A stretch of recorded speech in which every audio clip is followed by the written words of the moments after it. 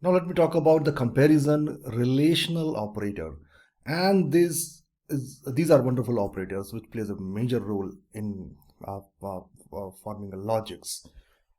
You can use these operators in the statements like if statements, while statement, for statement. So here these operators return basically Boolean value. For example, double equal, that is, it is known as the compare operator. Okay, so if the two operand LHS and RHS operands are equal, then it will return true, otherwise it will return false. Then not equal to, vice versa, reverse logic. And then it is when you use the less angle and greater angle combinedly, it is similar to the not equal to operator.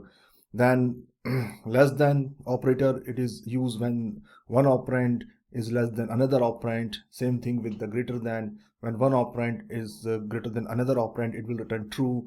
And greater than equal to will check for the greater value of one operand, and it may be equal to also. The same thing with the less than and equal to. If one operand is less than to another operand or maybe equal to another operand, then it will return true. So let me have a demonstration on this particular comparison and relational operator also.